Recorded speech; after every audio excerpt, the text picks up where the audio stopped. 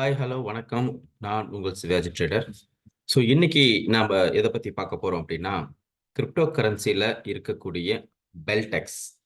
So இந்த பெல்டெக்ஸ் கூட coin எந்த அளவுக்கு இப்போ இம்பேக்ட் வந்து மக்களிடையே கொடுத்துட்டு இருக்கு அப்படின்னா, ஒரு நல்ல வரவேற்பு கொடுத்துட்டு இருக்குன்னு தான் சொல்ல முடியும். ஏன்னா, ஸோ இந்தியன் ஸ்டாக் மார்க்கெட்டில் ஒரு டிவிடெண்ட்டுக்கு உண்டான சில ஸ்டாக்ஸ்லாம் இருக்கு. So Vedanta, ITC. ஸோ இவங்கெல்லாம் பார்த்தோம்னா நமக்கு எவ்ரி குவார்டர்லி ரிசல்ட்ல நமக்கு ஒரு டிவிடெண்ட் வந்து ப்ரொவைட் பண்ணிட்டு இருப்பாங்க. ஸோ அந்த மாதிரி ஸோ பெல்டெக்ஸ் காயினை பொறுத்த வரைக்கும் இப்போ அவங்களுடைய பிஸ்னஸ் ஓரியன்டா இருக்கக்கூடிய எல்லா விஷயத்திலையும் எல்லா ஆஸ்பெக்ட்லையும் பார்த்தீங்கன்னா ஸோ டிவிடெண்ட் ப்ரொவைட் பண்ணிட்டு இருக்காங்க. அது இட் இஸ் கைண்ட் ஆஃப் பிஸ்னஸ்ல. ஓகே, இப்போ நமக்கு அது வேண்டாம். இப்போ மார்க்கெட் இந்த பெல்டெக்ஸோட காயின் ஸோ அடுத்த லெவல் ஆஃப் ப்ரைஸ் எங்க ரீச் ஆகிறதுக்கு ப்ராபபிலிட்டி அதிகமா இருக்கு அப்படிங்கிறத பார்க்கலாம். ஸோ பெல்டெக்ஸ் காயினை பொறுத்த வரைக்கும் 2023 ஜனவரியில தான் நமக்கு இந்த ட்ரேடிங் வியூ சார்ட்ல விசிபிலிட்டிஸே வந்தது. ஸோ அந்த காயின் அப்படிங்கிற ஒரு விஷயம் மக்களுக்கிட்ட அதிகமான தாக்கத்தை ஏற்படுத்தினது எப்போ அப்படின்னா 2023 ஜனவரின்னு தான் சொல்ல முடியும். ஏன்னா பீப்புள் வந்து வித்தவுட் சார்ட் ஒரு டோக்கனா இருக்கிறப்ப சார்ட் இங்க வந்து விசிபிலிட்டிஸ் இருக்காது. சார்ட் வந்து தெரியாது. அப்போ அவங்களுக்கு வந்து என்ன நடக்கும், என்ன மனநிலை இருக்குன்னா, ஸோ சார்ட்டே இல்லாம ஒரு பிரைஸ் ஆக்ஷன் எப்படி நடக்குது, ஒரு பிரைஸ் வாங்குறது, விற்கிறது, எப்படி அந்த மொமெண்டம் இருக்குது, நான் இன்னொருத்தர்கிட்ட தானே கேட்டு தெரிஞ்சுக்க முடியுது அப்படிங்கிற பட்சத்துல இருந்த கட்டத்துல ட்ரேடிங் வியூல சார்ட் ட்ரேடிங் வியூங்கிறது குளோபலைஸ்டா வேர்ல்டு வைடா இருக்கக்கூடிய எந்த கண்ட்ரில எந்த ஸ்டாக் இருந்தாலும் நாம அதனுடைய அனலைசிஸ் பண்ணலாம். ஸோ அப்படிங்கிறப்போ ஸோ கிரிப்டோ கரன்சியும் அதுக்கு வந்து சூட்டபிளாக இருக்கக்கூடிய விஷயம் தான். ரைட், இப்போ நாம் வந்து பெல்டெக்ஸோட சார்ட் அனாலிசிஸ் பண்ணுவோம். நம்ம இப்போ வந்து யூஎஸ்டியா இருக்கு, நம்ம ஐஎன்ஆரை கன்வெர்ட் பண்ணிக்கலாம்.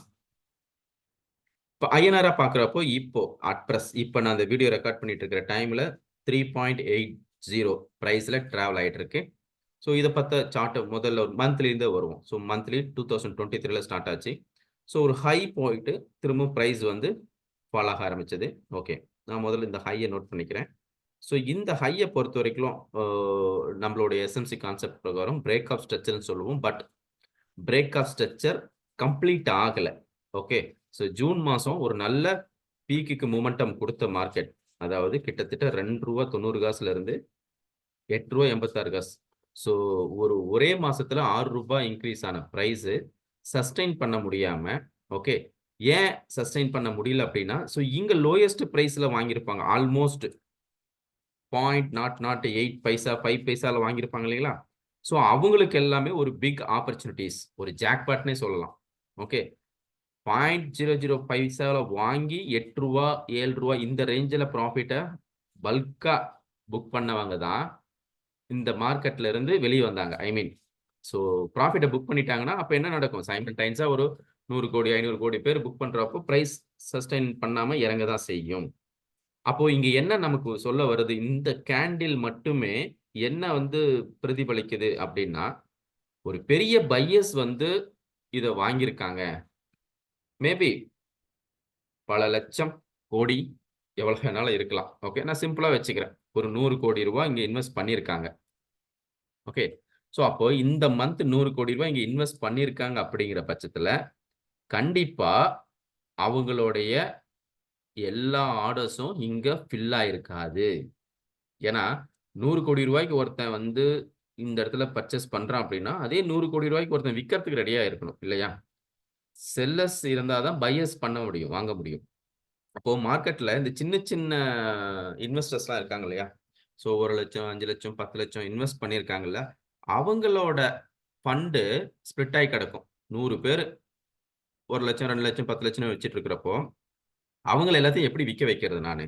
ஸோ ஒரு இன்ஸ்டிடியூஷனல் பிளே இப்படி தான் நடக்கும். ஸோ அவங்கள விற்க வைக்கணும் அப்படின்னா ஒரு நல்ல மொமெண்டம் கொடுத்துட்டு அப்படியே டவுன் கொண்டு வரணும். அப்போ அடுத்த மாசமே இது என்னாச்சு? எங்கிருந்து மார்க்கெட் போச்சோ அதே ரேஞ்சுக்கு வந்துருச்சு. அப்போ மக்களோட மனசுல என்ன இருக்கும்? ஓகே, ஸோ எல்லா காயினும் போல தான் இந்த காயினும் மாட்டேங்குது, ஏதோ நிலைக்காதாட்டுங்குது அப்படின்னு நினைச்சிட்டு, சரி வந்த பிரைஸ் இருக்கிற பிரைஸ்க்காக நம்ம வித்துறலாம், வர வரைக்கும் லாபம் தானே அப்படின்னு சொல்லிட்டு இங்க எல்லாம் அவங்க என்ன பண்ணிருக்காங்க, கண்டினியூஸா ஒரு 3-4 மாசம் வித்துட்டாங்க. ஓகே, அப்ப விக்க விக்க என்ன ஆகும்? இந்த பெரிய பிக் பிளேயர் ஒருத்தர் இருக்காரு இல்லையா? அவருக்கு அக்கவுண்ட் ஆட் ஆயிட்டே இருக்கும். ஏன்னா, இவர் தான் ஆல்ரெடி பெண்டிங் ஆர்டர் இங்க வச்சிருக்காரே, இந்த ஸ்டேஜ்ல. ஸோ பெண்டிங் ஆர்டர் என்ன ஆகும்? ஃபார்ம் ஆயிட்டே இருக்கும். ஸோ இங்க விக்கிறத பார்த்துட்டு, அவரு மேபி என்ன பண்ணியிருக்கலாம், அவருடைய ஆர்டர்ஸ இன்னும் கூட ரெடியூஸ் பண்ணி, இந்த பிரைஸ்க்கு வர்றப்போ, ஆர்டர்ஸ் எல்லாமே எக்ஸிகியூஷன் ஆகணும் அப்படிங்கிற பிளான் வொர்க் அவுட் பண்ணி வச்சிருக்கலாம். ஓகேங்களா? ஸோ அப்போ இந்த பிரைஸ் ரேஞ்ச்ல என்ன நடந்துட்டு இருக்கு அப்படின்னா, ஃபுல்லா drop out. Okay. Continuous fall. People எல்லாம் என்ன பண்ணுவாங்க? இருக்கிற காயினாவது வித்துட்டு, வர வரைக்கும் லாபம்டா, இல்ல நஷ்டத்திலேயே குடுத்துட்டு போறா. ஏன்னா, இது மேல ஏறி இங்க வாங்குன புத்திசாலிலாம் இருக்காங்க. ரூ. 8 பிரைஸ்லாம் போய் வாங்குனவங்கலாம் இருக்காங்க. காயின் மேல போகுது அப்படின்னு சொல்லிட்டு. ஸோ உண்மையிலேயே புத்திசாலி தான். அவங்க ஹோல்ட் பண்ணியிருந்தாங்கன்னா. ஓகே. ஸோ இவங்கலாம் என்ன ஒரு பேனிக் செஷன்ல என்ன பண்ணுவாங்க? எல்லாம் புக் பண்ணிருவாங்க. புக் பண்ணிட்டு, எல்லா போல காயின் தான் அப்படின்னு சொல்லிட்டு, இந்த காயின் மேல குறை சொல்லிட்டு போயிருவாங்க. ஓகே. பட் ஸோ இந்த காயினோட பேக்கிரவுண்ட் தெரியாம வித்த ஆட்கள் தான் அவங்க. ஸோ அவங்களுடைய பிசினஸ் இன்னைக்கு வந்து பெரிய அளவுல ரன் ஆயிட்டு இருக்கு. ஸோ அது நான் அடுத்த வீடியோல அது என்ன அப்படிங்கிறதெல்லாம் உங்களுக்கு டீட்டெயில்டா சொல்லிர்றேன். ஏன்னா இன்னைக்கு நம்ம சார்ட் அனலைஸ் பண்ணிட்டு இருக்கோம். பிசினஸ்க்குள்ள போக வேண்டாம். ரைட். அப்போ பிரைஸ் பாருங்க. அடுத்த மாசம் அதாவது கன்டினியூஸா 4 மந்த் ரெட்யூஸ் ஆனது. 5வது மாசம் என்னாச்சு? கிட்டத்தட்ட ரூ. 2.46 இருந்தது. ரூ. 4.80 வரைக்கும் டிராவல் ஆச்சு. ஓகே. அப்ப இவனுக்கு என்ன இருக்கு? இன்னும் குவான்டிட்டி ஆட் ஆயிட்டே இருக்கு. பட் ஃபுல்ஃபில்மென்ட் நடக்கல. இவனுக்கு இன்னும் ஃபுல்ஃபில்மென்ட் நடக்கல. அப்ப என்ன ரீசன்? இன்னமும் அந்த ஆர்டர் பெண்டிங்ல தான் இருக்கு. அப்ப திரும்பவும் பிரைஸ் கீழ இங்கிருந்து ரிஜெக்ட் ஆனதுக்கு ரீசன் அதுதான். ஓகேங்களா? ஸோ எகைன் அவன் வந்து குவான்டிட்டி ஆட் பண்ணிட்டே இருக்கான். ஒரு பிக் பிளேயர். ஸோ திரும்பவும் பிரைஸ் வந்து டவுன் ஆகுறதுக்கு ரீசன் என்னன்னா, அவனுக்கு இன்னும் குவான்டிட்டி ஆட் ஆகல அப்படிங்கிறத இந்த சார்ட் நமக்கு சொல்ல வருது. சரி ஓகே. நான் இப்ப போய் பை பண்ணலாமா? இப்ப இருக்கிற பிரைஸ் எனக்கு வந்து சாத்தியமா? இப்ப வாங்குனா எவ்வளவு தூரம் போகும்? அப்படிங்கிறதையும் நாம ஒரு எஜுகேஷன் பர்ப்பஸா நம்ம இத பார்க்கிறோம். ஓகே. ஸோ இது வந்து ஒரு ரெக்கமெண்டேஷன் கிடையாது. ஒரு எஜுகேஷன் பர்ப்பஸா தான் நம்ம பார்க்கிறோம். ரைட். இது வந்து பிரேக் ஆஃப் ஸ்ட்ரக்சர் கிடையாது. ஏன்னா நமக்கு ஒரு கம்ப்ளீட்டா ஒரு கேண்டில் வந்து மேல க்ளோஸ் குடுத்தா மட்டும் தான் மார்க்கெட்டோட ஸ்ட்ரக்சர் நமக்கு வந்து கிளாரிட்டியா கிடைக்கும். பட் இங்க நமக்கு ஒரு லோயர் சைடு ஒரு பிரேக் ஆஃப் ஸ்ட்ரக்சர் மார்க்கெட் குடுத்திருக்கு. ஓகே. ஒரு ஹை வச்ச கேண்டில் ஒரு லோ வச்ச கேண்டிலோட ஹை மார்க்கெட் எடுத்துட்டு கீழ குடுத்திருக்கு. ஓகே. ஸோ இது என்ன சொல்லலாம்னா, ஒரு பிரேக் ஆஃப் ஸ்ட்ரக்சர்ன்னு சொல்லலாம். ஃபர்ஸ்ட் டைம் இது லோ பிரேக் பண்ணியிருக்கு அப்படிங்கிறத சேஞ்ச் ஆஃப் கேரக்டரா நாம எடுத்துக்கலாம். ஓகே. ஸோ இப்ப என்ன பண்ணலாம்? நம்ம வீக்லி போயிரலாம். ஏன்னா சார்ட்டோட இது கம்மியா இருக்கு. கேண்டில். ரைட். இப்ப என்ன நடந்திருக்கு அப்படின்னா, இந்த இடத்துல எனக்கு ஒரு சேஞ்ச் ஆஃப் கேரக்டர் நடந்திருக்கு. அது ஒரு ஃபர்ஸ்ட் டைம் தான் பிரேக் அவுட் பண்ணியிருக்கு லோவ. ஓகே. அப்போ இது வந்து பெரிய அளவுக்கு கீழ போறதுக்கு ப்ராபபிலிட்டி கம்மி. ரைட். ஸோ நான் முன்ன சொன்னேன் இல்லைங்களா? பிரைஸ் இங்க வாங்கிட்டு வித்தவங்க எல்லாமே டவுன் ஆயிட்டு இருக்கு. திரும்ப இந்த பிரைஸ் பாருங்க ஷூட் அப் ஆயிருக்கு. அப்போ இந்த இடத்துல எனக்கு பிரைஸ் அக்குமுலேஷன் தான் நடந்துட்டு இருக்கு. ஓகே. பிரைஸ் என்ன பண்றாங்க? கன்டினியூஸா வாங்கிட்டு தான் இருக்காங்க. யாரு? ரீட்டெயில் ட்ரேடர் கிடையாது. ஒரு பிக் பிளேயர்ஸ்.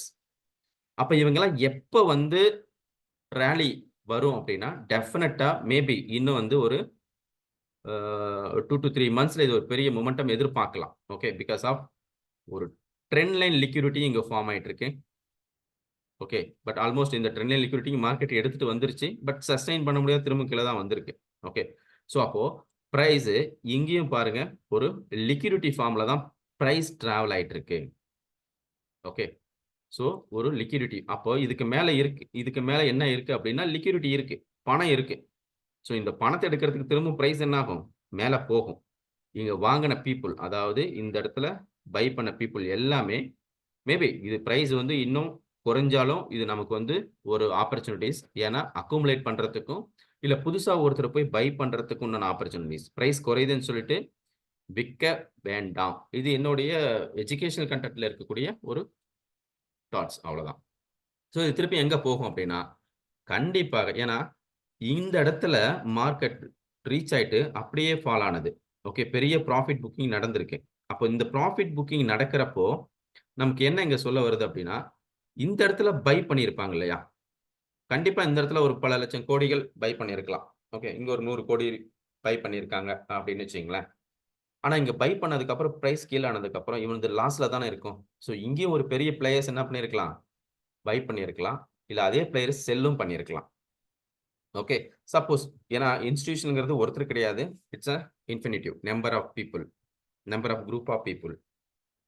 அப்போ இந்த இடத்துல பை பண்ணவங்களோட நிலைமை என்ன ஆகும் அப்படின்னா, அவன் எங்க ஒரு லோயஸ்ட் பாயிண்ட் கிடைக்குதோ, திரும்பவும் அவன் என்ன பண்ணுவான்னா, அங்க அகைன் கோயிங் டூ பை. அதே குரோஸ் அமௌண்ட்க்கு என்ன பண்ணுவான், இல்ல அதே அமௌண்ட்டோ இல்ல 1/3 அமௌண்ட்டோ என்ன பண்ணுவான், இங்க ரீஇன்வெஸ்ட்மென்ட் பண்ணுவான். அப்ப ரீஇன்வெஸ்ட் பண்றப்போ, இந்த பிரைஸ் இங்க ரீச் ஆகுறப்போ, இது வந்து அவனுக்கு நியூட்ரல் ஆயிரும். ஓகே. சோ அப்ப இங்கிருந்து அவன் வெளியில வந்துருவான். இந்த புக் பண்ண அமௌண்ட் ஐ மீன் சாரி இங்க என்ட்ரி ஆன அமௌண்ட்ட இன்னமும் ஆட் பண்ணிக்கிட்டே போகறதுக்கு உண்டான ப்ராபபிலிட்டி அதிகம். சரி அதெல்லாம் போட்டுப்பா, நீ கடைசி வரைக்கும் எங்க வரும்ன்னு சொல்லவே மாட்டேங்கிறியே, எதையும் கதை சொல்லிக்கிட்டே இருக்கியே அப்படின்னா, வரும். பொறுமையா இருங்க. அப்போ கம்பல்சரி இந்த லெவல்ல மார்க்கெட் பிரேக் பண்ணும். சோ பிரேக் பண்ணி ஒரு கேண்டில் இந்த இடத்துல குளோஸ் குடுக்குது. ஓகே. சோ இந்த இடத்துல இந்த மாரி ஒரு பெரிய கேண்டில் வர்றதுக்கு உண்டான ப்ராபபிலிட்டி இருக்கு. ஓகே. அப்போ இந்த இடத்துக்கு இந்த மாரி ஒரு கேண்டில் வர்றப்போ, டெஃபினட்டா எகைன் நமக்கு ஒரு ஆப்பர்ச்சுனிட்டீஸ் மார்க்கெட் குடுக்கும். ஓகே. சோ பிரைஸ் வந்து மறுபடியும் ரூ. 3க்கு எதிர்பார்க்கலாம். ஐ மீன் இந்த ரேஞ்சுக்கு எதிர்பார்க்கலாம். ரீசன் என்ன அப்டின்னா, இது என்டையர்லி ஒரு பையிங் மோடுக்கு ஸ்டார்ட் ஆயிரும். ஓகே. கிளாரிட்டியான ஒரு பையிங்க்கு ஸ்டார்ட் ஆயிரும். ஓகே. சோ அப்போ பிரைஸ் திரும்பவும் இந்த ரேஞ்சுக்கு வந்ததுக்கு அப்புறம் ஏன்னா மார்க்கெட் எப்பயுமே ஒரே ஸ்ட்ரிப்ல ஹையோ, ஒரே ஸ்ட்ரிப்ல லோவோ போகாது. ஓகே. ஒரு ஹையர் ஹை, ஹையர் லோ இல்ல lower low formation, lower high ஃபார்மேஷன்ல தான் மார்க்கெட் டிராவல் ஆகும்.